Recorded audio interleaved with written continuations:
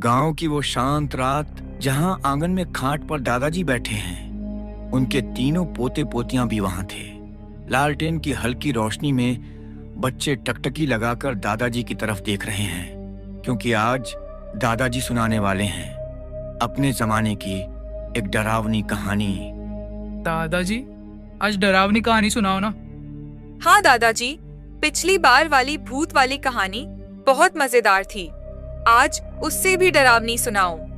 लेकिन दादाजी, सच सच बताना, आप जब छोटे थे तब क्या सच में भूत प्रेत मिलते थे?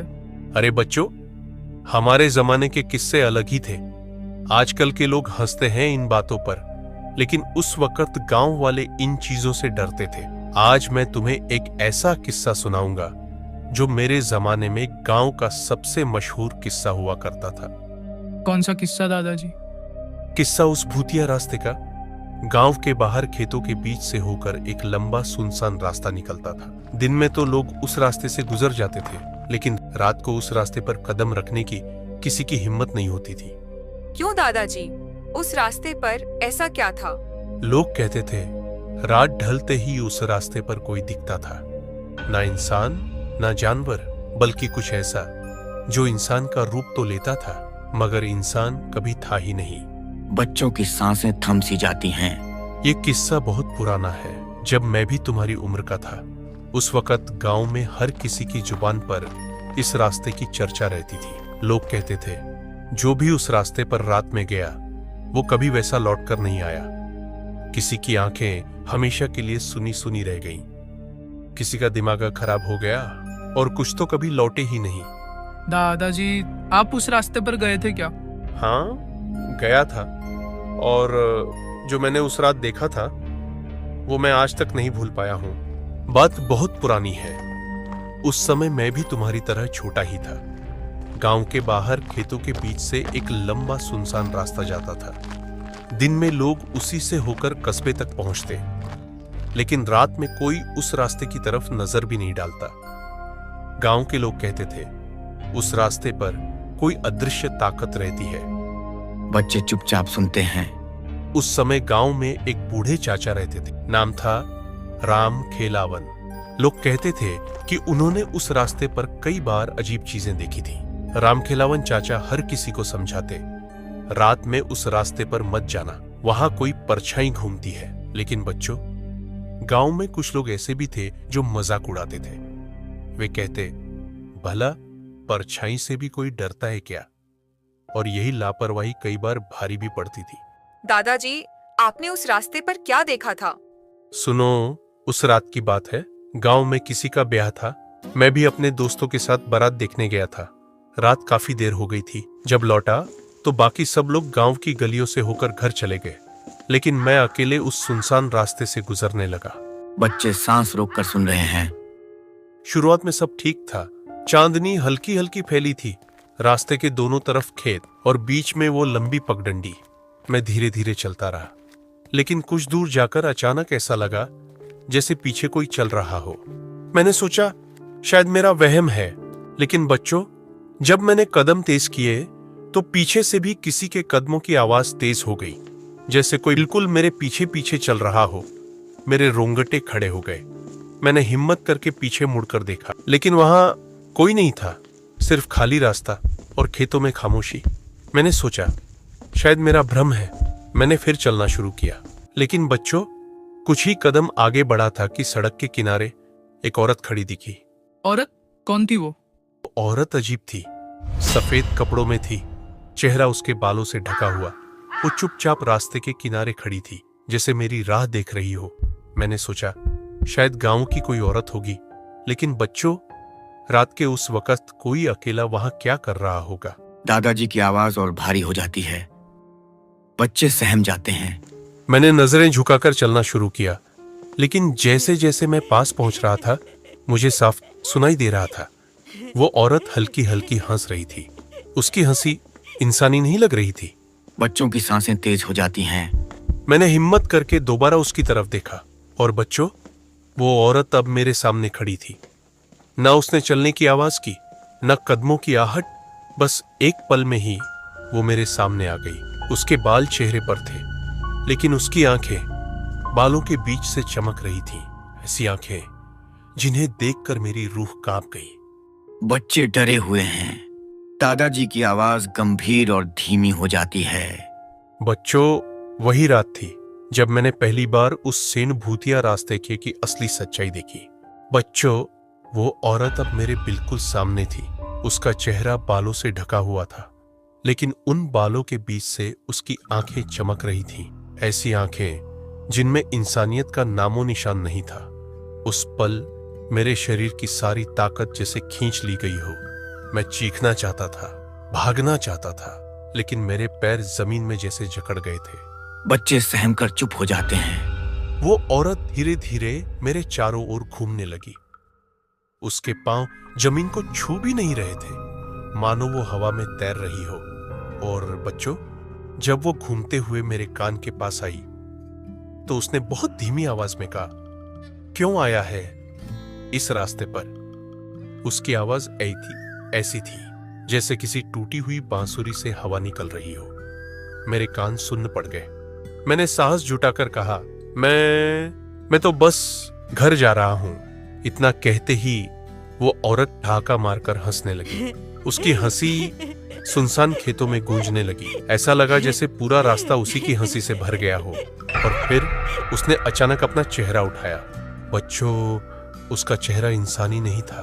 आंखें लाल अंगारों की तरह चमक रही थीं। नाक की जगह एक काली गड्ढी और होंठों से खून टपक रहा था। मैंने जैसे ही देखा, मेरी रूह कांप गई। बच्चे चीखने जैसे हो जाते हैं, लेकिन दादाजी हाथ उठाकर उन्हें शांत करते हैं।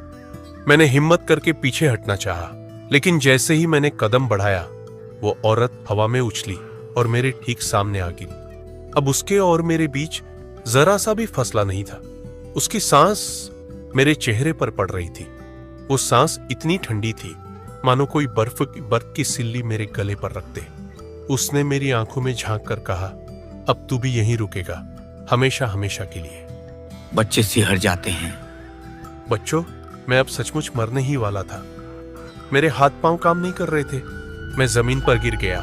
उस औरत ने अपने लंबे हड्डियों जैसे हाथ मेरी गर्दन की तरफ बढ़ाए और तभी गांव से मंदिर की घंटी बजने की आवाज आई। उस आवाज के साथ ही वो औरत एकदम पीछे हट गई। उसकी आंखों की चमक धीमी पड़ गई और देखते ही देखते वो धुएं की तरह हवा में गायब हो गई। लालटेन अचानक स्थिर हो जाती है। सन्नाटा छा जाता है। बच्चे अब भी डरे हुए दादाजी को देखते हैं। दादाजी सच में गायब हो गई थी? हाँ बच्चों, मैं वहीं जमीन पर कुछ देर तक पड़ा रहा। जब होश आया तो मैं घबराकर भागते हुए गांव पहुंचा। उस दिन के बाद से मैंने कसम खा ली थी कि कभी उस रास्ते से रात में नहीं जाऊंगा।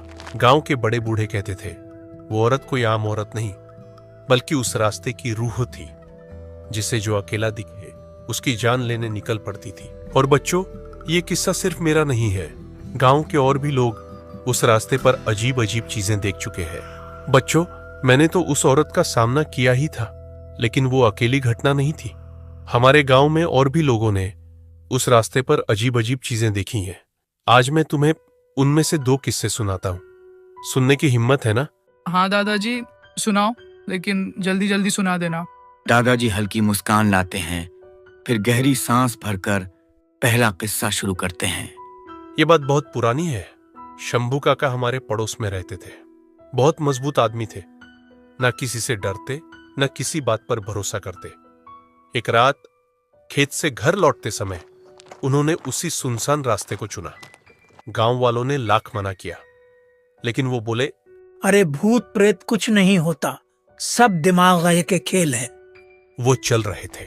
अचानक उन्हें लगा जैसे उनके पीछे कोई चल रहा हो। पहले तो उन्होंने ध्यान नहीं दिया, लेकिन जब वो रुके तो पीछे से पायल की छन छन की आवाज भी रुक गई। और जब वो चले तो फिर वही छन छन। बच्चे चौकन्ने होकर एक दूसरे को देखते हैं। शंभू काका को गुस्सा आ गया। उन्होंने पीछे देखा, लेकिन वहां कोई नहीं था। फिर जैसे ही आगे बढ़े, अचानक एक हवा का झोंका आया। अंधेरे में उन्हें साफ साफ दिखा एक लंबा साया पेड़ से उतरकर धीरे धीरे उनकी ओर बढ़ रहा है। काका घबरा गए। उन्होंने दौड़ने की कोशिश की, लेकिन पैर भारी हो गए।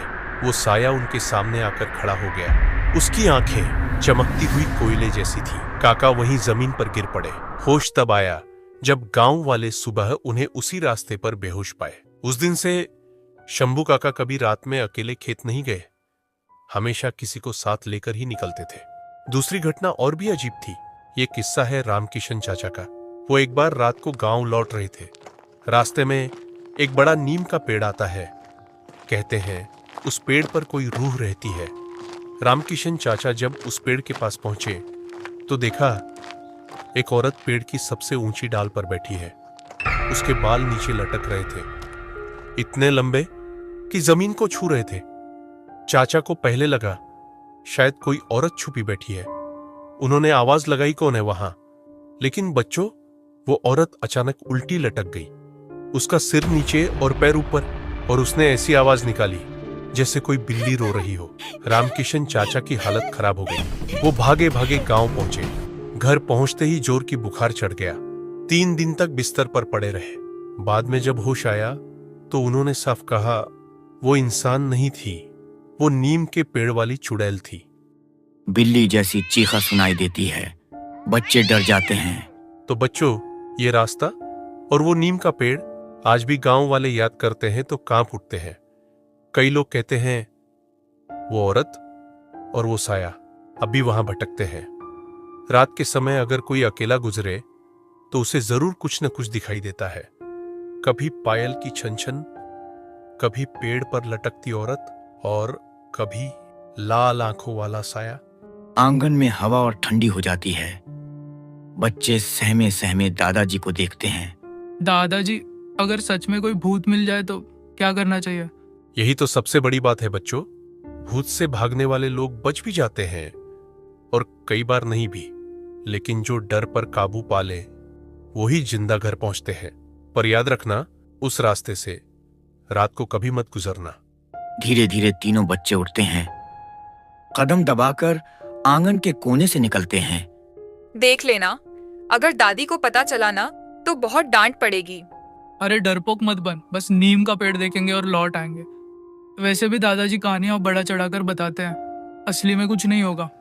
तीनों बच्चे कच्ची पगडंडी से धीरे धीरे चलते हैं। रात का सन्नाटा गहराता है।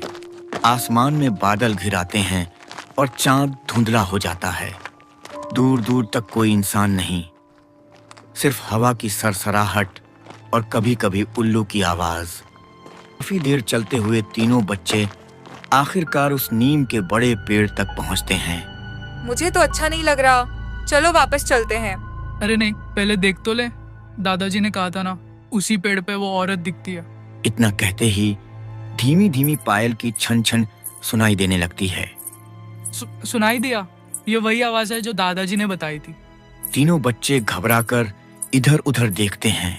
पायल की आवाज तेज होती जाती है, जैसे कोई उनके चारों तरफ घूम रहा हो। अचानक पेड़ की सबसे ऊंची डाल पर कुछ हिलता हुआ दिखाई देता है।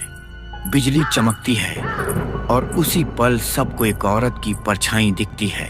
वो औरत उल्टी लटक रही है। उसके लंबे काले बाल हवा में झूल रहे हैं। चेहरे पर अजीब सी हंसी है और उसकी लाल चमकती आंखें बच्चों की तरफ देख रही हैं। वो वही है, चुड़ैल। उस औरत की आवाज निकलती है, एकदम बिल्ली जैसी, लेकिन और भी खौफनाक। क्यों आए हो यहाँ? तीनों बच्चे डर के मारे चीख पड़ते हैं और दौड़ पड़ते हैं। पीछे से पायल की छन छन और बिल्ली जैसी चीख उनके कानों में गूंजती रहती है। रास्ता अचानक लंबा लगने लगता है, जैसे घर दूर होता जा रहा हो। काफी भागने के बाद बच्चे आखिरकार आंगन में लौट आते हैं। दादी जी बाहर आ जाती हैं और घबराकर पूछती हैं, अरे कहाँ थे तुम लोग? चेहरों का रंग क्यों उड़ गया? अंदर से दादाजी भी बाहर आते हैं। उनके चेहरे पर हैरानी और गुस्सा दोनों झलकते हैं। मैंने मना किया था, उस रास्ते पर मत जाना। अब देखा ना, वहां कैसी ताकतें भटकती हैं। बच्चे सिसकते हुए दादाजी को सब बताते हैं।